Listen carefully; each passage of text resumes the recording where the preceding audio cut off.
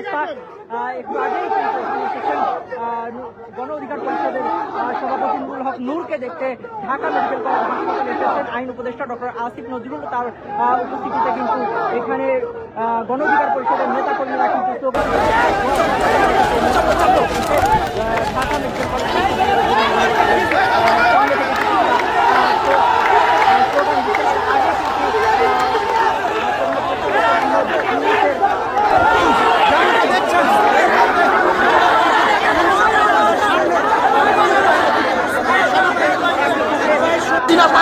ভারতে বাংলাদেশ আওয়ামী লীগের সকল কার্যক্রম এই পল্টনের জাতীয় পার্টির অফিস থেকে পরিচালিত। এই কারণে সরকার আমাদের রক্ষার উপর দাঁড়িয়ে আছে। অথচ এই জাতীয় পার্টি কয়েকদিন পূর্বে জিএম কাদেরের নেতৃত্বে মিছিল দেয় যে ওটাও ইউনুস বাঁচাও দেশ। এইটাই তো দুঃখজনক। আজকে নুসরাত ফারিয়া হত্যা মামলায় আটক হয়, বিএনপির মামুন হাসান ভাই যুব দলের আওয়ামী লীগের সময় মামলা সে আটক হয়। অথচ জিএম কাদের এই অফিসে বসে চা পান করে আমাদের বিপ্লবীদের উপর হামলার নির্দেশ দেয়। এর যে দুঃখ আমাদের আর কিছু নাই। তাই জাতীয় পার্টির রাস্তাটা ভেঙে দেওয়ার জন্য যদি আমাদের ফাঁসি হয়, ফাঁসির দড়ি গলায় নিতে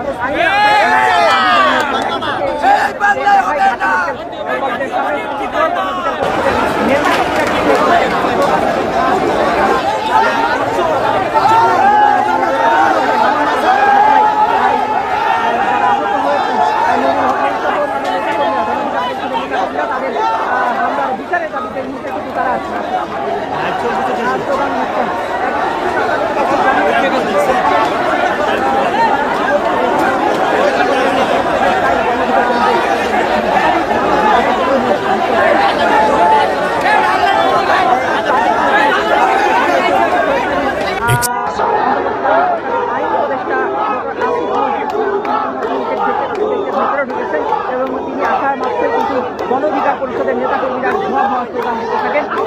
এই মুহূর্তে আমরা ঢাকা মেডিকেল কলেজ হাসপাতালের বাহিরে অবস্থান করছি। এই হাসপাতাল থেকে বের হয়ে গণমাধ্যমের সাথে কথা বলবেন জানিয়েছেন ডক্টর আসিফ নজরুল। তিনি কিন্তু আমাদের আইন উপদেষ্টা ডক্টর আসিফ নজরুল কিন্তু গণমাধ্যম কর্মীদের সাথে কথা বলবেন বলে জানিয়েছেন। সার্বিক অবস্থা কিন্তু তিনি জানাতে চেয়েছেন।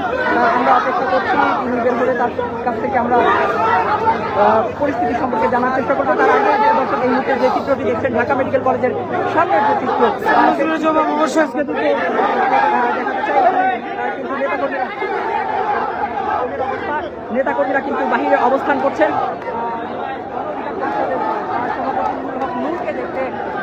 গণ অধিকার পরিষদের নেতাকর্মীরা যেটি দাবি করছেন এই প্রেস ব্রিফিং একটু আগে তারা গণমাধ্যমের সাথে কথা বলছেন। তারা যেটি বলছেন যে জাতীয় পার্টি এবং আওয়ামী লীগের নেতাকর্মীরা এই হামলার সাথে জড়িত এরকম অভিযোগ কিন্তু তারা করেছেন।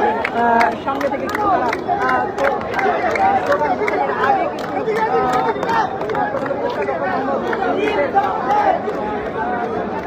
সব মিলিয়ে এখন যে পরিস্থিতি যেমনটা বলছিলাম যে ঢাকা মেডিকেল কলেজ হাসপাতালের জরুরি বিভাগের সামনের যে অবস্থা সেটি কিন্তু এখন রাজনৈতিক দলের এখানে গণ অধিকার পরিষদের যে নেতাকর্মী তারা কিন্তু অবস্থান কথা বলেছিলেন একটু আগে গণ অধিকার পরিষদের সাধারণ সম্পাদক রাশেদ খান তিনি আমাদেরকে যেটি জানিয়েছেন গণমাধ্যম কর্মীদের সাথে কথা বলার সময় যে নুরের অবস্থা আশঙ্কাজনক, তিনি গুরুতর আহত হয়েছেন, তার না জানিয়েছেন কেটে গেছে বলে তিনি জানিয়েছেন, তার রয়েছে এবং খিচুড়ি দিচ্ছেন তিনি, তার শ্বাস নিতে কষ্ট হচ্ছে। আগামী তথ্যগুলো কিন্তু তিনি জানিয়েছেন।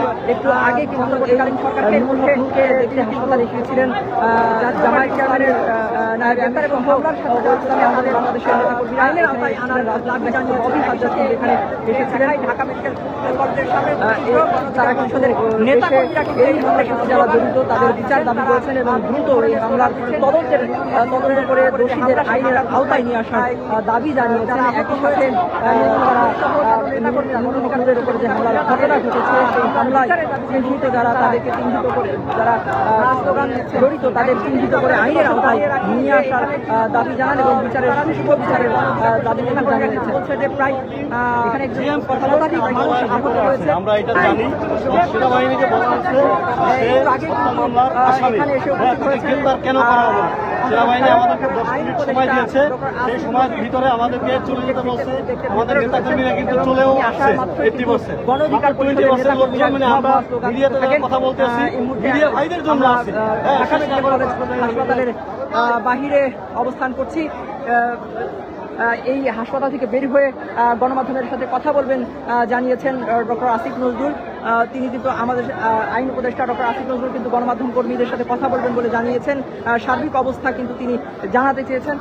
আমরা অপেক্ষা করছি তিনি বের হলে তার কাছ থেকে আমরা পরিস্থিতি সম্পর্কে জানার চেষ্টা করবো। তার আগে দর্শক এই মুহূর্তে যে চিত্রটি দেখছেন ঢাকা মেডিকেল কলেজের সামনের যে চিত্র দেখাতে চাই। এখানে কিন্তু নেতাকর্মীরা কিন্তু বাহিরে অবস্থান করছেন।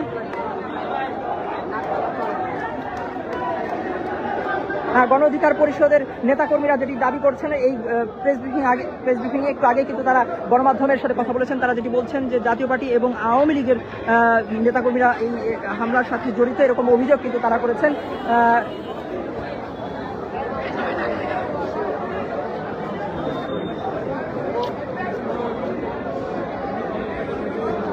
সব মিলিয়ে এখন যে পরিস্থিতি, যেমনটা বলছিলাম যে ঢাকা মেডিকেল কলেজ হাসপাতালের জরুরি বিভাগের সামনের যে অবস্থা সেটি কিন্তু এখন উত্তপ্ত। এখানে কিন্তু গণ অধিকার পরিষদের যে নেতাকর্মী তারা কিন্তু অবস্থান করছেন।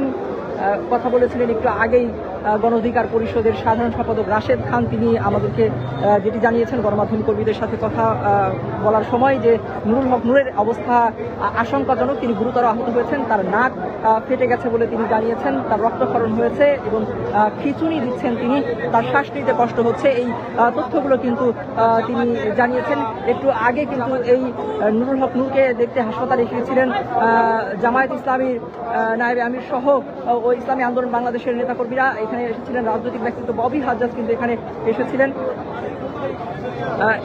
তারা কিন্তু এসে এই হামলার সাথে যারা জড়িত তাদের বিচার দাবি করেছেন এবং দ্রুত এই হামলার তদন্ত করে দোষীদের আইনের আওতায় নিয়ে আসার দাবি জানিয়েছেন। একই সাথে তারা নুরুল হক নূরের উপরে যে হামলার ঘটনা ঘটেছে সেই হামলায় চিহ্নিত যারা, তাদেরকে চিহ্নিত করে যারা জড়িত তাদের চিহ্নিত করে আইনের আওতায় নিয়ে আসার দাবি জানান এবং সুষ্ঠু বিচারের দাবি কিন্তু জানিয়েছেন। এখানে একজন কথা বলছেন, আমরা এটা জানি এবং সেনাবাহিনীকে বলা হয়েছে যে সে হত্যা মামলার আসামি, হ্যাঁ, তাকে গ্রেপ্তার কেন করা হবে না। সেনাবাহিনী আমাদেরকে 10 মিনিট সময় দিয়েছে, সেই সময়ের ভিতরে আমাদেরকে চলে যেতে বলছে। আমাদের নেতাকর্মীরা কিন্তু চলেও আসছে 80%, মাত্র 20% লোকজন, মানে আমরা মিডিয়াতে যারা কথা বলতে আসি, মিডিয়া ভাইদের জন্য আছি। হ্যাঁ, শেষ না করে তো আসলে জানি না মিডিয়া